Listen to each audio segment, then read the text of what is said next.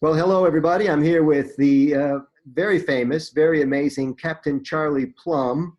I know he's going to play down all the adjectives, so I'm going to get him out right away before he can speak. I had the great pleasure of hearing Charlie many, many years ago at a convention, and he has the most amazing signature story of any speaker I've ever had the pleasure of listening to. A little caveat, a little warning ahead of time. It is not a pleasant story, but what an honor to know you, sir, and thanks so much for being on the call today. Well, thank you very much, Michael. I appreciate that, and we'll argue this point about being famous and Well, revolutionary words you used. before we get, I'm just a farm kid from Kansas, is what I am. I told you, man, he's a humble man. He's a humble guy. Before we tell everybody your story, Charlie, and what makes your message so amazing and so inspirational to people all over the world, I want to ask you something that. Well, I'll give you a rough analogy here. We're at a lot of parties this time of the year, and often see people with tattoos. And sometimes they have a portrait of somebody on their hand or on their arm, and there are dates by the portrait. You know right away it's like an ink epitaph, right? And everything's going great during the party, but when you say to that, what's that about? You know the answer is going to be somebody passed away, and I got this in memory. And it takes the conversation down about 8 or 10 notches, and you can't recapture the spirit again. I always wondered why people did that as a memorial to a loved one, and then it like reboots the party every time you get asked about it. Your message is one that can take you back to a place of your brainstem that you don't want to visit. Before we tell everybody what your story is, how do you deal with that? Is that in a separate compartment of your life now? Actually, it really is not a place that I don't want to visit. Okay. At the time, of course, it was very painful. At the time, it was, about as much stress as I ever want to be under. But when I look back on the situation, I see the positive parts. And I think within every adversity of life, there are positive parts. And so I just pick out the positive parts and think about those. Good for you. Well, it's almost... I learned this in the prison camp. It's a matter of survival. If you spend your life, in anger and in depression and with this vitriol within your body, you're killing yourself. And so, your analogy of remembering the past, I think people put that on the tattoos on their bodies to obviously in reverence and in memory and to salute somebody who they loved very much. And so I think that from their point of view, from the point of view of the person that's trying to remember, it's a positive experience. However, anyone walking up to somebody and start talking about a dead person, that's going to bring down the party a bit. Well, again, to your point, depending on how they manage it, right? So I'm fascinated that you're not afraid to revisit this. In fact, you get paid money to revisit it in keynote speeches and sessions and tell everybody the story now, because not everybody knows the story of Charlie Plumb. It's a fascinating tale. Thank you for that. Before I do that, let me respond to something you just said. Frequently, I will tell audiences that I am talking to myself as well as talking to the audience, because I'll tell them I need this message more than they do. I still have frustrations in life. I have cars that don't start and airplanes that leave without me, But when I tell myself the message, and it's a message of resilience, it's a message of survival, it's a message of thriving through challenges. And so, and my byline is adversity is a horrible thing to waste. And so if you can look upon your adversity and sort of look at it as a puzzle, there's value here. How can I figure out what it is?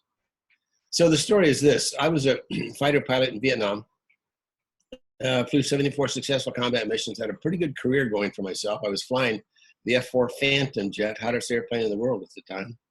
So at 24 years old, I had this command of this $20 million airplane, which was a lot of money back then. And 5 days before the end of my tour of duty, I was blown out of the sky, shot down by a surface-to-air missile. Parachuted in the enemy hands, captured, tortured, and spent the next nearly 6 years in a communist prison camp. Well, the war ended, we traded prisoners, and I was released. And several years after I was released, I was in a restaurant in Kansas City, where I used to live. About 2 tables over, a guy kept looking at me, and I looked at him, and I didn't recognize this gent. He came over, he approached me and at my table and pointed at me, and he said, "You're Captain Plumb." And I looked up and I said, "Yes, sir, I'm Captain Plumb." He said, "You're that guy. You flew jet fighters in Vietnam. You're a fighter pilot." I said, "Yes, sir." He said, "Kitty Hawk aircraft carrier, Fighter Squadron 114, 19th of May, you were blown out of the sky. You parachuted into enemy hands and you spent 6 years as a prisoner of war." Well, see, he's telling my whole story. And I'm at this point, I'm kind of dumbfounded, asking myself, who is this guy? And so I said, "Well, how did you know all that?" And he looked at me with kind of a twinkle in his eye and a smile, and he said, "Because I packed your parachute." Well, I was speechless, and best I could do was stagger to my feet, reach out a very grateful hand of thanks. He came up with just the proper words. The guy grabbed my hand, pumped my arm, and he said, "I guess it worked." So I said, "Indeed it did, my friend, and I've said a lot of prayers of thanks for your nimble fingers, but I had no idea I'd have the opportunity of expressing my gratitude in person." He said, "Well, were all the panels there?" I said, "Well, most of them were. 3 torn panels in that parachute, and it wasn't your fault. It was mine. I ejected from that F-4 Phantom. It's 600 miles an hour, close to the ground. I was well outside the envelope of that parachute. You did your job. I didn't do mine." I said, "But let me ask you a question. Do you keep track of all the parachutes you pack? Do you know of all the lives you've saved?" The guy said, No, this may be the most important part of that whole evening. He said, "No, I don't keep track of all the parachutes I pack. It's enough gratification for me just to know that I've served." Well, there's a tradition in the military that if you use the parachute that somebody else packed, you owe them a debt of gratitude, and so you buy them a bottle. And Is the bottle the same as a debt of gratitude these days? Well, it was then. I'm not sure it's politically correct anymore, but that was the tradition. And so he and I struck up a long conversation over a couple of drinks that night. And his point, a very humble guy, his point was, "Hey, I'm not the only one who packed your parachute." And I said, "What?" And he said, "Yes, I did the physical parachute part." He said, "But how about your emotional parachute? How did you learn the forgiveness it was going to take? How did you learn the discipline it was going to take? How did you learn the integrity that was going to take to survive 6 years in a prison camp? And what about your spiritual parachute? Who gave you that panel in that parachute that would allow you to believe and have faith that someday that this experience would actually be beneficial?" So it was quite an interesting conversation that night. And so those are the parallels that I draw, that with any challenge in life, you've got a lot of parachute packers. And I ask my audiences, who packs your parachute? And have you thanked them for that lately? Yeah. Because nobody is, we'd like to say we're self-made, right? But nobody is self-made. There's all kinds of, there are people that, sometimes I think that there's so many people that have helped me along life's rocky road. I don't even know a bunch of them, and I'd love to thank them. And then the question is, well, okay, how about you? Are you a parachute packer? Do you support folks in time of need? Do you pack their parachutes? So let's break this down, Charlie. I teach presentation skills. I introduced this segment by talking about something called the signature story. A lot of speakers, people that are on the circuit, people that want to be on the circuit, they have to craft the signature story out of whole cloth. They've never served. They've never been in a heroic situation or a victim situation. They have to either fabricate it or tell somebody else's story. I think you can fabricate a signature story, but you always want to tell the truth, even if it's somebody else's truth. Agree. When I heard you deliver this the first time, you were pulling so many elements into the story. I think you began this talk both the same way both times I've seen it. Maybe you still do it this way, and that's fine. It's a great signature, where you're walking on the stage, simulating what it was like to be in at the Hanoi Hilton.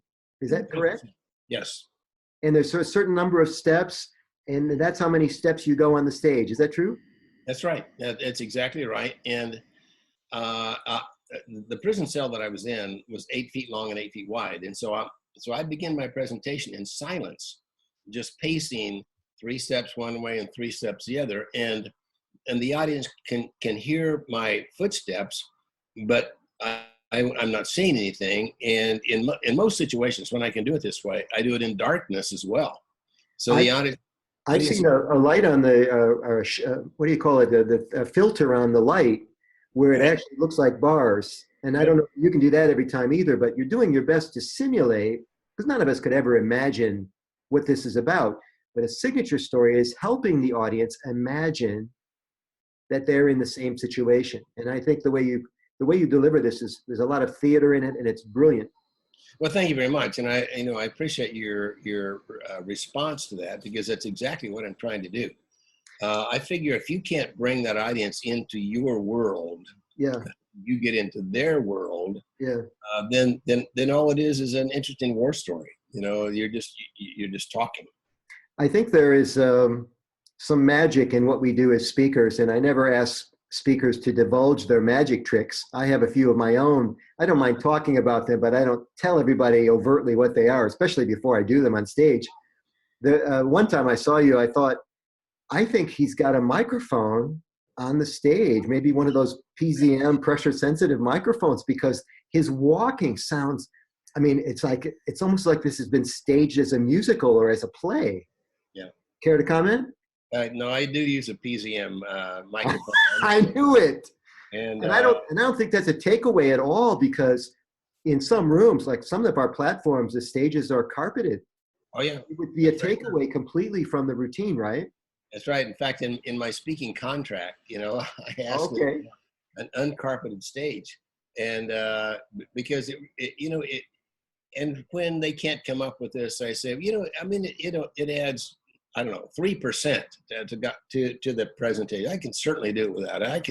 I can make that presentation just standing behind a lectern. But by the way, it is a lot more effective when I can describe this prison cell and bring people into that cell. Try to allow the audience to smell the smells and feel the feels and experience my experience. Yes.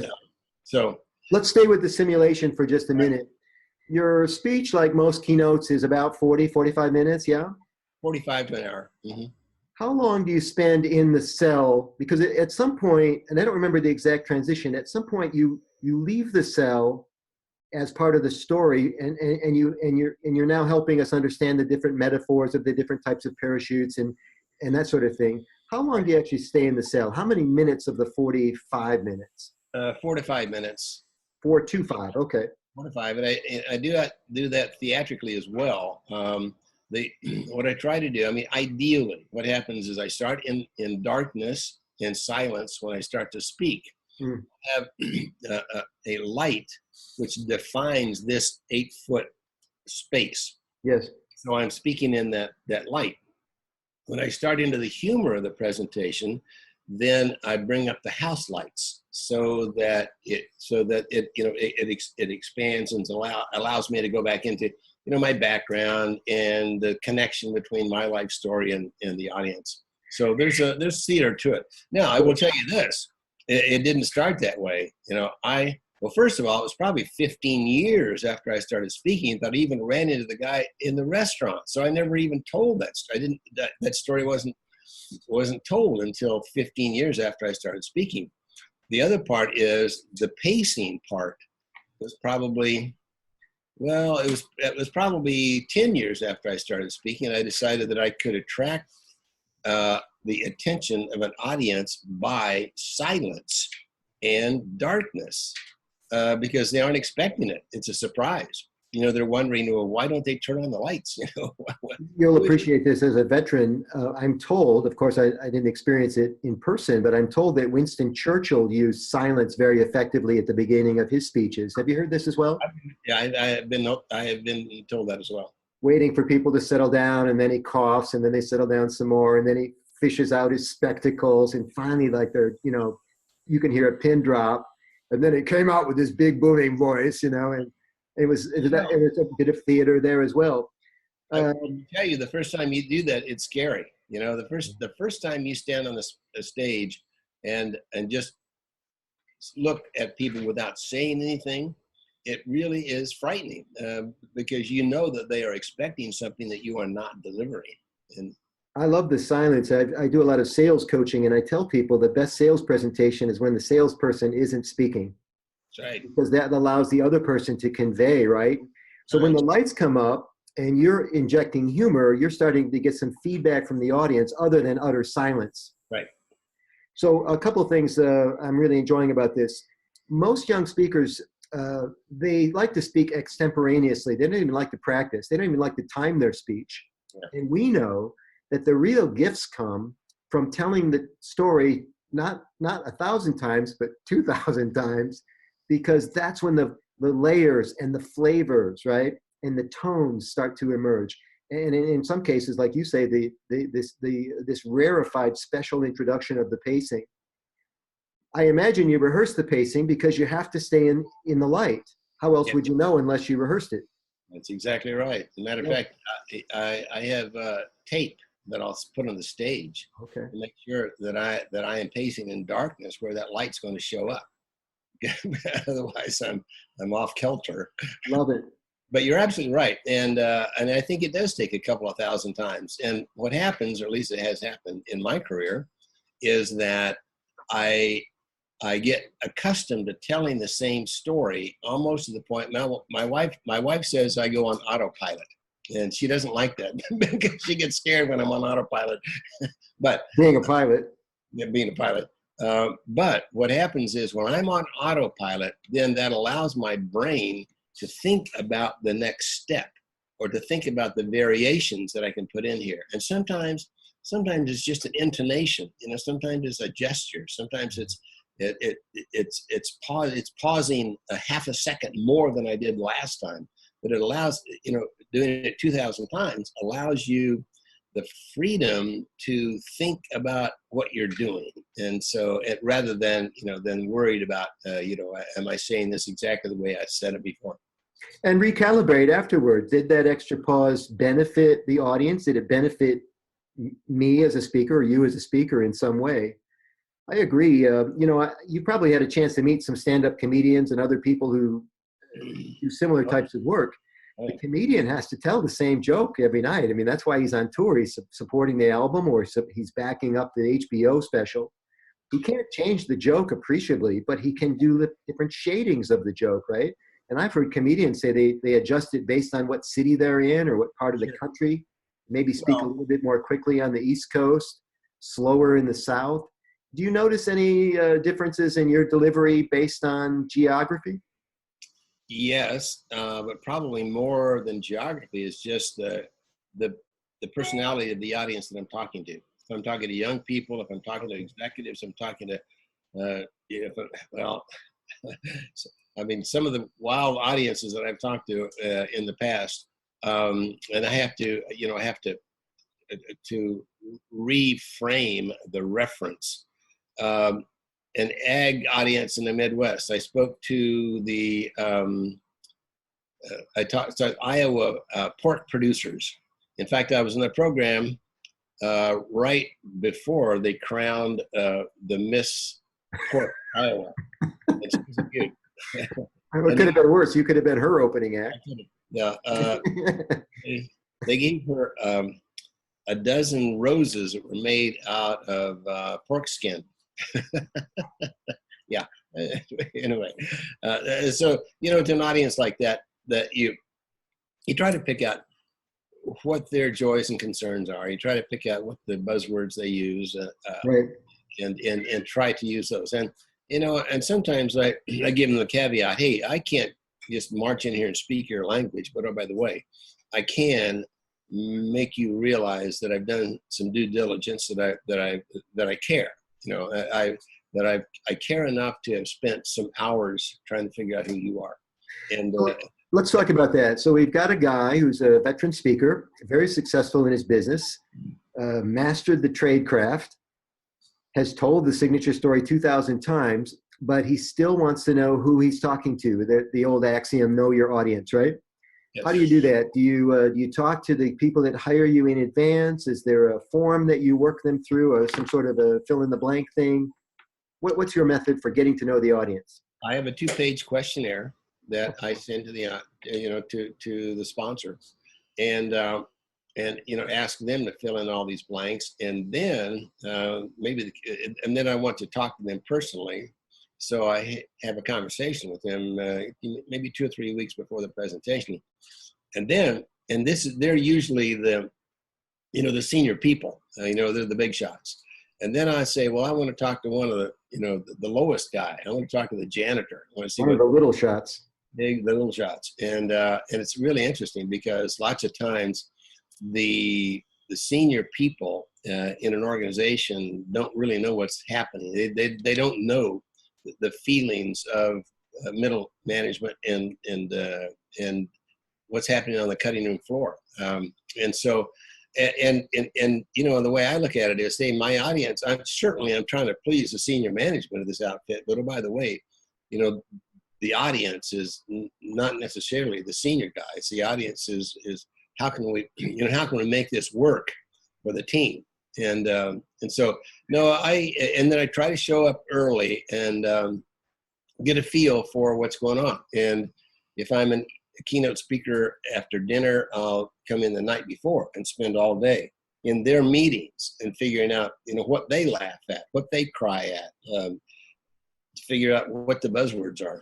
And if there's a set of core values, I'll memorize those core values and I'll spit them back to them. If there are people in the audience that they revere, I'll try to quote them or point them out. So, and the idea is that the way I look at it is, if they want the Charlie Plumb story, you can show my video.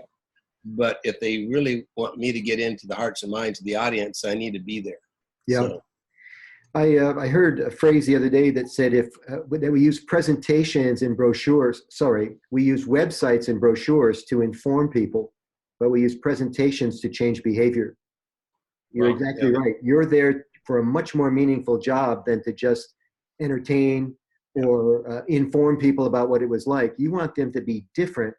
And that's another key part of the signature story. The story itself is magnificent. I have a few more questions about that if you have time. It's not just the story, it's all the nuances of the story.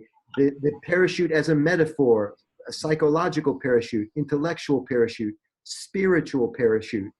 The idea that somebody else often packs your parachute for you, so it's not a solo activity. Right. And then, of course, the punchline from the parachute packer, job well done is its own reward.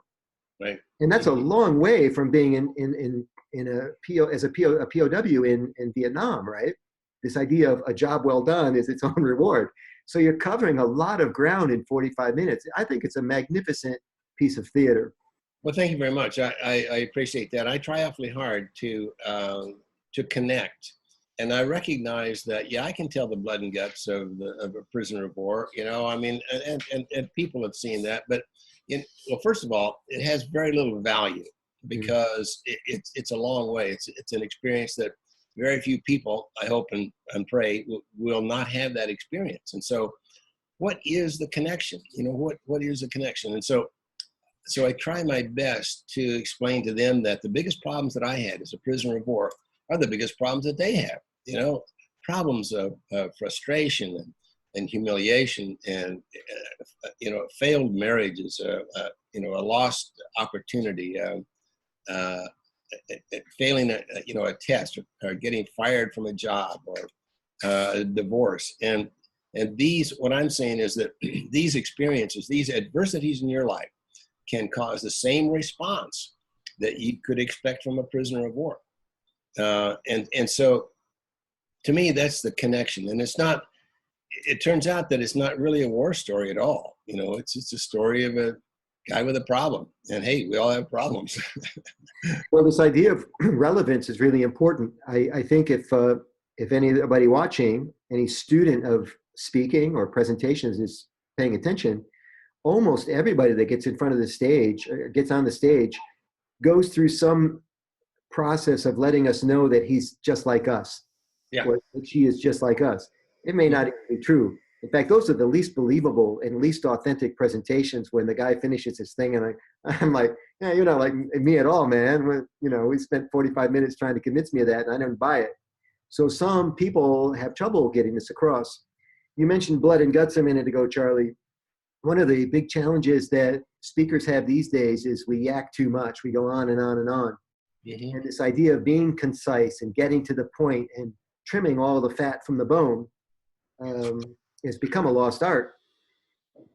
How do you know what to leave out of the POW part of the presentation? There were some blood and guts. There were some unpleasant things. Do you, and maybe I shouldn't be asking you this because it's like teasing you, maybe you tell us now, is there something that you don't tell us in the keynote speech that maybe you share with people in other environments?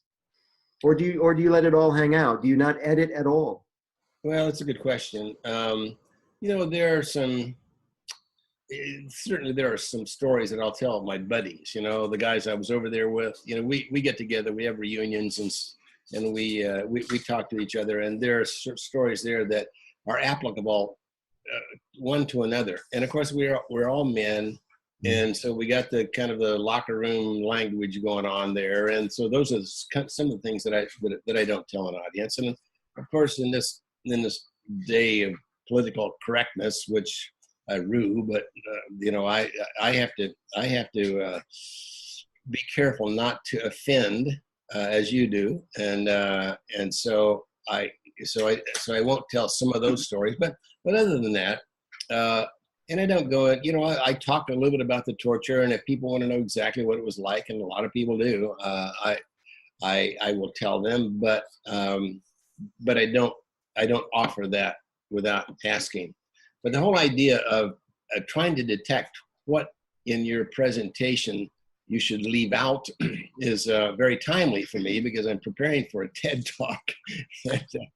And I have about 8 hours of material committed to memory. I got to put that into 18 minutes. That's right. TED Talks are 18 minutes, and they're rehearsed, and they do not fool around on the timing. Right. That's right. The stage drops off, when the 18-minute mark comes around. But that's one of my biggest problems. In fact, I'm polling a lot of the people that have heard my presentation many, many times, and I say, okay, these are the essential parts, But oh, by the way, there are like 40 essential parts, and I'm supposed to narrow this down to one theme. Yeah. So, but you're absolutely right. And I think as speakers, sometimes we get so enamored with our stories and what we have to say and our talent in saying it. We just want to go on and on and on because we don't want the audience to miss any part of it. But the secret is they don't know what they're missing if you don't say it. Yeah. Editing is a tough thing because it's like our baby, and we don't want our baby to lose an arm or a toe or a finger. That's the complete thing. That's right. But a good analogy that I like to use when I'm telling people about this is if you normally use a 56-slide PowerPoint presentation, you should probably consider eliminating 10% of those slides right now. Yeah. And 10% of 56 is 5.6 slides. So if you're going to round up, you're going to take 6 of them out. And so the next question becomes, well, which 6? Exactly. And I'll tell you which 6. It's the 6 that people don't remember. It's the 6 that people, they don't laugh at it. It's the 6 that you want to blow through so quickly because even you're bored with them, with the content of those 6 slides. And metaphorically, I think it works the same way in a 45-minute slot. You have to figure out where the weakest link is, right? What is the piece that's not serving? And I love your idea of polling people to ask them about that, because sometimes we're too close to see the forest through the trees. Yeah. Very true. Well, and one of the things I'm going back through and getting some of the critiques of my presentation, people will say, "Whoa, that parachute story, that that was really meaningful to me. But there are several other things that I've said in speeches that people will come back and they'll say, you know, you talked about the 8-foot prison cell, but the real problem was this 8-inch box between your ears. It's a mental game. And some people really remember that gesture and the metaphor of being in your own little prison. And so, you know, so many of these little things that people respond to, and I'm trying to, you know, figure out how I put that in 18 minutes. I love this crafting. I never get tired of doing it. I saw you do this just now, so I got a freebie for you. You can use it if you want. Yeah. Okay. In television, the director goes like this. Oh, isn't that interesting? And you take a little practice to get your. That's how they adjust the. That's great. The proportion, right? Yeah. And so you're welcome. You can have that. Thank you very much. So I also ask for feedback afterward. I'm asking for what's good. And we're in a very unusual business where we get a lot of accolades, sometimes many more than we deserve. I came up through the music business, and we learned never take all that love, all that seriously, any more seriously than you take the most negative reviews, right? Yep. So, because you're somewhere in the middle. Yep. So when I ask people for feedback, they tell me what they think I want to hear a lot. So I find the better question, and again, this is for the people listening and watching the video, is I say, what did you like least? Or what didn't do it for you? And that's when stuff gets real, man. They like do a double take, like, you seriously want to know this? And sometimes they have to really think it through themselves, because if they really were sold on the emotional piece, well, let's see, where did it slow down a bit? And I read one time about the band, you could do it with any band, but the band I read it about was Coldplay. Mm-hmm. How when they're on stage, they watch they can't see much on the stage other than the exit signs in the back of the arenas. Yep. And they watch for silhouettes to go past the exit signs. He was leaving. What silhouettes they see, those are the slowest and weakest songs of the set. And those are the songs they swap out. So you can get feedback in all kinds of ways. It is interesting. And you're absolutely right. That's one of the biggest problems I have in my entire career, is getting good, solid critique. Uh-huh. And I think I have a little bit of a problem that even most speakers don't have, is that people, I think, have sympathy for me and what I've been through. And so they don't want to critique. Yeah, they're like, you've been through enough, Captain Plumb. I'm not going to tell you about your weak introduction. Exactly. Don't let me torture you anymore. That's funny. But how that, and I'm not sure if that's really the reason, but you know, people want to give us accolades after we finish, and the people, you know, it's like retail. You know, if they don't like your product, they're probably not going to tell you. I mean, most people go away; they just don't come back to that store. Yes. Yeah. I think people are a bit that way, in particular. You know, when you've got a story that's positive, a story of survival and thriving through adversity, people don't want to come up and tell you, well, you know, you should have told that story, you should have done it that way. But that's a very good point. Ask them what didn't. Ask a person what didn't fit in their life in your story. Yeah, and I as much as I like that question, I always ask the other one first, though. I heard this technique a while back: like best next time. So, what did you like best about what I did? You know, juice me up a little bit, and then what can I do better next time? Not what did I do wrong, but what can I do better next time? Mm-hmm. And I find when I'm coaching up and coming speakers, it's the same technique, right? Because if I tell right away, I'm thinking, oh, don't do that, don't do that. But if that's how I convey the information, it's negative, and we don't want to be negative with ourselves or with other people. If you're just joining us for some reason, I'm talking with Captain Charlie Plumb. Do you still go by Captain? I do. I'm a retired Navy captain. Okay. And he was a 6-year member of the resident of the Hanoi Hilton. That's 6 years as a prisoner of war. It was a tragic thing, and for anybody to have to go through. And Charlie's one of the few people on the circuit still talking about it. Now, let's review the roster's thinning out a little bit. John McCain was there, yes? Yeah, John was my flight instructor, and so I knew him before we got into the prison camp together. We were in the same camp for quite a while. He was shot down 5 months after I was. and I was the first guy that recognized him and communicate with him. I'll be darned. Yeah, he was torn up much worse than I. He had 5 broken bones when he was shot down, and they were twisting his broken bones to torture the poor guy. He wrote a book about it as well, but he's been busy with other things, not so much on the speaking circuit. You're really the emissary of this message. Pretty much, only a couple of other guys. There are only 591 of us, and so there have been a couple of guys that have approached this as a career, as I have. But most of the guys, while they'll talk at the local, VFW, or they go to a school and talk about it, most guys didn't want to become speakers. Well, when I say that you've become the emissary, I guess that's what I'm getting at, is you're polished and you're professional and you're probably reaching a lot more people vis-a-vis your career move. I don't think it's any kind of career anybody ever plans on, but my gosh, it's a message that people need to hear, especially now. And you're right, we hope nobody ever has to go through it again. Charlie, give us a website, a place that people can learn more about you, purchase your story, sign up for your training. What's available? Pretty simple, charlieplumb.com, and it's CharliePlumb. So charlieplumb.com is my website. Okay. Everything's there, my Twitter address, my Facebook, I'm into all the social media stuff. We'll find you. Yeah. Tell us more about the TED Talk. Do you have a date, or can you speak about that? Sure, 1st February. But then, as you know, they tape that, and so hopefully it will, it will be positive and good, and it will go viral. I'm sure it will. Where is the talk? Where is the recording take place? It's in Thousand Oaks, California, and it's actually part of a school. It's Oaks Christian School is the outfit. So I'll have probably 1,000, 1,500 people in the audience, and so that'll be cool. Yeah. Well, the easiest way, of course, to find that is everybody just search, go to the TED.com site and look for our friend Charlie sometime after February 1st.